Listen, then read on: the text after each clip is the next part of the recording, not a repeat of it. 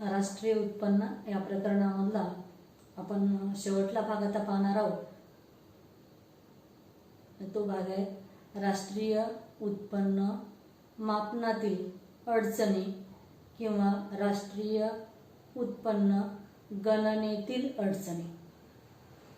तर राष्ट्रीय उत्पन्न अचूक मोजणे गरजेचे असते. राष्ट्रीय उत्पन्न अचूक मोजणं जरी गरजेचं असलं तरी राष्ट्रीय उत्पन्न मोजणं हे क्लिष्ट काम आहे. उत्पन्न मोजत असताना अनेक अडचणी येतात. राष्ट्रीय उत्पन्न मोजत असताना ज्या अडचणी येतात त्या अडचणी 2 गटामध्ये विभागल्या जातात. अ आहे त्यामधील तात्विक अडचणी आणि दुसरा भाग ब आहे त्यामधील व्यावहारिक अडचणी. सर्वप्रथम आपण तात्विक अडचणी बघू. या तात्विक अडचणींनाच संकल्पनात्मक अडचणी सुद्धा म्हणतात. राष्ट्रीय उत्पन्न मापनातील तात्विक अडचणी किंवा राष्ट्रीय उत्पन्न मापनातील संकल्पनात्मक अडचणी. आता राष्ट्रीय उत्पन्न मापनामध्ये आधी कोणत्या तात्विक अडचणी येतात तर त्यामधली पहिली अडचण आहे हस्तांतरित देणे. राष्ट्रीय उत्पन्न मोजत असताना हस्तांतरित देणी मोजू नयेत असं आपण म्हणतो. हस्तांतरित देणी कोणत्या तर निवृत्ती वेतन आहे, त्यानंतर बेकारी भत्ता आहे. तर ह्या ज्या हस्तांतरित देणी आहेत ही हस्तांतरित देणी राष्ट्रीय उत्पन्न मोजताना का वगळली जातात त्याचं कारण आहे की ही हस्तांतरित देणी एका व्यक्तीचे उत्पन्न असते. ज्याला मिळतात त्याचं ते उत्पन्न असते, पण ज्याच्याकडून ती दिली जातात त्याचा तो खर्च असतो. मग याचा समावेश कशामध्ये करायचा हा प्रश्न इथे पडतो. म्हणजेच पहिली अडचण आहे हस्तांतरित देणीची. किती मोजावी की मोजू नयेत किंवा कोणती हस्तांतरित देणी उत्पन्नामध्ये त्याचा समावेश करावा की त्या हस्तांतरित देणीचा खर्चामध्ये समावेश करावा असा प्रश्न इथे पडतो. त्यानंतर दुसरं आहे बेकायदेशीर व्यवहारापासून मिळणारे उत्पन्न. जे व्यवहार सरकारपासून लपवलेले असतात, जे उत्पन्न सरकारपासून लपवलेलं असते, जे कायदेशीर मार्गाने मिळवलेलं नसते, बेकायदेशीर मार्गाने जे उत्पन्न मिळते, तस्करी आहे, जुगार आहे, यापासून मिळणाऱ्या उत्पन्नाचा समावेश राष्ट्रीय उत्पन्नामध्ये केला जात नाही. मग बेकायदेशीर मार्गाने मिळालेले हे जे उत्पन्न असते यामधील वस्तू उपभोक्त्याच्या गरजा भागवतात, त्या वस्तूंना मूल्य सुद्धा असते, परंतु सरकारी नियमानुसार किंवा सरकारपासून हे उत्पन्न लपवलेले असल्यामुळे त्या उत्पन्नाची मोजदाद राष्ट्रीय उत्पन्नामध्ये करता येत नाही. तेवढ्याने उत्पन्न कमी दिसते. विनामूल्य सेवा. आई आपल्या मुलांचे संगोपन करते किंवा शिक्षक आपल्या पाल्यांना शिकवतात. तर विनामूल्य ज्या सेवा आहेत या विनामूल्य सेवा राष्ट्रीय उत्पन्नामध्ये मोजल्या जात नाहीत. छंद म्हणून एखादी व्यक्ती एखादं सुंदर चित्र काढत असेल तर त्या सेवेचा समावेश राष्ट्रीय उत्पन्नामध्ये केला जात नाही, कारण ह्या विनामूल्य सेवा आहेत. आईची सेवा राष्ट्रीय उत्पन्नामध्ये मोजली जात नाही. गृहिणींच्या सेवा राष्ट्रीय उत्पन्नामध्ये मोजल्या जात नाहीत, कारण त्यापासून कोणताही मोबदला मिळत नाही. त्या सेवा आहेत पण त्यापासून मोबदला मिळत नाही, म्हणून त्यांचा समावेश राष्ट्रीय उत्पन्नामध्ये करता येत नाही. त्यानंतर पुढली अडचण स्वयं उपभोगासाठीचे उत्पादन. आजही आपल्यासारख्या विकसनशील देशामध्ये शेतीचा व्यवसाय एक उदरनिर्वाहासाठी केला जातो. शेतीमधून निघणारे जे उत्पन्न आहे ते उत्पन्न बहुतांश स्वयंउपभोगासाठी वापरले जाते.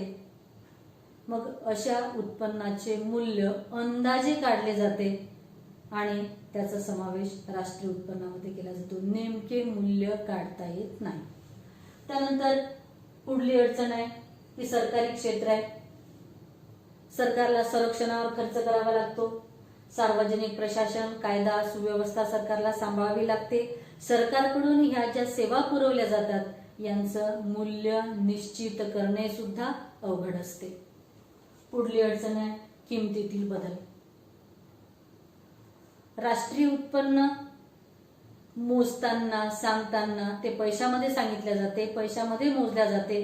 प्रत्यक्षामध्ये राष्ट्रीय उत्पन्न म्हणजे काय तर एका वर्षाच्या काळात देशात निर्माण होणाऱ्या वस्तू आणि सेवा, निर्माण होणाऱ्या वस्तू आणि सेवा आहेत पण मोजताना ते पैशामध्ये व्यक्त केल्या जाते. अशा वेळेला किमतीमध्ये झालेल्या बदलाचा परिणाम राष्ट्रीय उत्पन्नावर होतो. जर त्या कालावधीमध्ये त्या वर्षामध्ये भाववाढ झाली असेल तर अशा वेळेला वस्तू आणि सेवांचे उत्पन्न न वाढताही भाववाढ झाल्यामुळे राष्ट्रीय उत्पन्न आहे त्यापेक्षा जास्त दिसते. ह्या ज्या सर्व अडचणी आहेत या अडचणींचा समावेश तात्विक अडचणींमध्ये केला जातो. राष्ट्रीय उत्पन्न मोजण्याच्या तात्विक अडचणी कोणत्या तर राष्ट्रीय उत्पन्न मोजण्याच्या तात्विक किंवा संकल्पनात्मक अडचणी आहेत हस्तांतरित देणी. हस्तांतरित देणी राष्ट्रीय उत्पन्नामध्ये मोजताना कोणती अडचण येते कारण ही जी देणी असतात हे एका दृष्टीने विचार केला तर एका व्यक्तीचं उत्पन्न असते आणि दुसऱ्या व्यक्तीचा तो खर्च असतो. म्हणजे हस्तांतरित देणी राष्ट्रीय उत्पन्नामध्ये मोजताना अडचण जाते. बेकायदेशीर मार्गापासून मिळवलेले जे उत्पन्न असते ते सरकारपासून लपवलेलं असते, त्याची आकडेवारी उपलब्ध नसते आणि म्हणून ते उत्पन्न त्या वस्तू जरी उपभोक्त्याच्या गरजा भागवत असल्या त्यांना जरी मूल्य असलं तरी राष्ट्रीय उत्पन्नामध्ये त्याचा समावेश करता येत नाही.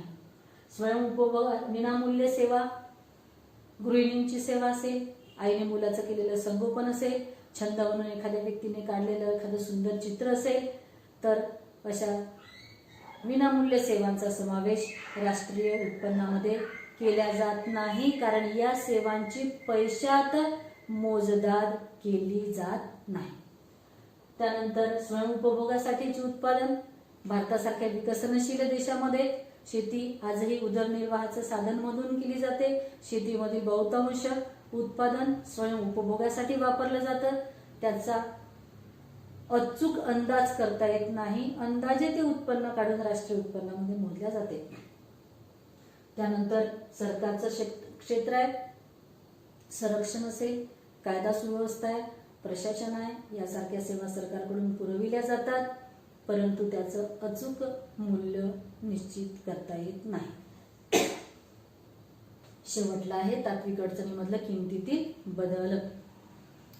वस्तू आणि सेवांच्या रूपात राष्ट्रीय उत्पन्न मोजलं जात असलं तरी व्यक्त करताना ते पैशामध्ये सांगितले जाते. जरी राष्ट्रीय उत्पन्न म्हणजे एका वर्षाच्या काळात देशात निर्माण होणाऱ्या वस्तू आणि सेवा असल्या तरीही राष्ट्रीय उत्पन्न पैशात मोजल्या जाते आणि अशा वेळेला जर भाववाढ झाली तर वस्तू आणि सेवांचं उत्पादन जरी वाढलं नसलं तरी भाववाढ झाल्यामुळे राष्ट्रीय उत्पन्न वाढल्याचे दिसून येते.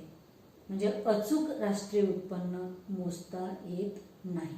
ह्या ज्या अडचणी आहेत ह्या अडचणी झाल्या तात्विक अडचणी. दुसऱ्या अडचणी आहेत व्यावहारिक अडचणी. राष्ट्रीय उत्पन्न मोजत असताना कोणत्या व्यावहारिक अडचणी येतात तर पहिलं आहे दुहेरी गणनेची समस्या. राष्ट्रीय उत्पन्न मोजत असताना अंतिम वस्तूच मोजली जावी.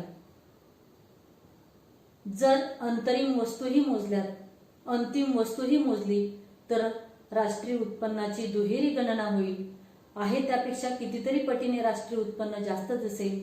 त्यावरून सरकार त्या उत्पन्नावरून सरकार जे निर्णय घेईल ते सर्व सरकारचे निर्णय चुकतील. यासाठी राष्ट्रीय उत्पन्न अचूक मोजणं गरजेचं असते आणि त्यासाठी दुहेरी गणना टाळली जाते. पण आता दुहेरी गणने टाळत असतात, दुहेरी गणना होऊ नये म्हणून मग अंतिम वस्तूच मोजल्या जाव्यात असं म्हटलं जाते. परंतु एखादी वस्तू अशी असते की एका व्यक्तीच्या दृष्टीने ती अंतरिम वस्तू असते आणि दुसऱ्या व्यक्तीच्या दृष्टीने तीच वस्तू अंतिम वस्तू असते. उदाहरणार्थ, ब्रेड तयार करण्यासाठी वापरलं जाणारं पीठ गव्हाचं पीठ असेल तर हे गव्हाचं पीठ ब्रेड तयार करताना मधली वस्तू आहे, अंतरिम वस्तू आहे. पण तेच गव्हाचं पीठ ज्या वेळेला उपभोक्ता वापरतो, उपभोगासाठी उपभोक्त्याकडून वापर त्या पिठाचा केला जातो घरामध्ये, तर त्यावेळेला ती वस्तू पीठ ही अंतिम वस्तू असते. बेकरीमध्ये ती मध्यम किंवा अंतरिम वस्तू झाली होती आणि इथे ती अंतिम वस्तू होते कुटुंबामध्ये. म्हणजे दुहेरी गणना टाळण्यासाठी आपण जी अंतिम वस्तू आपण म्हणतोय की अंतिम वस्तूच मोजली पाहिजे, पण ती एका व्यक्तीच्या दृष्टीने अंतिम असलेली वस्तू दुसऱ्या व्यक्तीच्या दृष्टीने मध्यम असू शकते. पुढली अडचण आहे अमौद्रिक क्षेत्राचे अस्तित्व. अजूनही भारतासारख्या विकसनशील देशामध्ये शेतीमधून जे उत्पादन निघते त्यामधलं बरंचसं उत्पादन हे स्वयं उपभोगासाठी वापरलं जातं आणि काही उत्पादन जे आहे ते उत्पादन इतर वस्तूंची देवाणघेवाण करण्यासाठी वस्तू विनिमयाच्या स्वरूपात वापरलं जातं आणि त्यामुळे उत्पन्नाचा अचूक अंदाज काढता येत नाही. अपुरी आणि अविश्वसनीय आकडेवारी.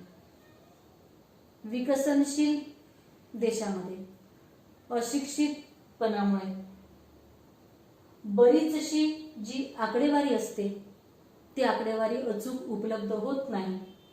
शेती आहे, छोटे छोटे व्यवसाय करणारे व्यावसायिक आहेत, मत्स्य, पशुपालन, वन उत्पादने, किरकोळ उत्पादक, लघु उत्पादक यांच्याकडून अचूक आकडेवारी उपलब्ध होत नाही. म्हणूनही राष्ट्रीय उत्पन्न मापनात अडचणी येतात. घसारा. उत्पादन कार्यामध्ये भांडवल वापरत असताना त्याची झीज होत असते. ही झीज किंवा हा घसारा त्या वस्तूच्या वापरावर अवलंबून असतो. त्या वस्तूची देखभाल कशी केली जाते, तिचा वापर कसा केला जातो यावर घसारा अवलंबून असतो. हा घसारा प्रत्येक वस्तूच्या बाबतीत, व्यक्तींच्या बाबतीत वेगळा असू शकतो. त्याचा निश्चित अंदाज लावता येत नाही आणि म्हणून घसारा नेमका किती निश्चित करावा ही अडचण जाते. भांडवली लाभ किंवा तोटा. मागणीमध्ये वाढ झाली किंवा भाववाढ झाली तर त्यामुळे भांडवली लाभ होतो. मागणी कमी झाली, किमती कमी झाल्या तर भांडवली तोटा होत असतो. भांडवली लाभ किंवा भांडवली तोटा राष्ट्रीय उत्पन्नात कसा समाविष्ट करावा हा प्रश्न पडतो. निरक्षरता आणि अज्ञान. निरक्षरता आणि अज्ञानामुळे उत्पन्नाची अचूक आकडेवारी उपलब्ध होत नाही. व्यावसायिक विशेषीकरणाचा अभाव. शेतीसोबतच जे छोटे छोटे व्यवसाय केले जातात, पशुपालन असेल, दुग्ध व्यवसाय असेल, कपडे शिवणे असेल, तर या अशा उत्पन्नाची आकडेवारी राष्ट्रीय उत्पन्न मोजत असताना उपलब्ध करून दिली जात नाही.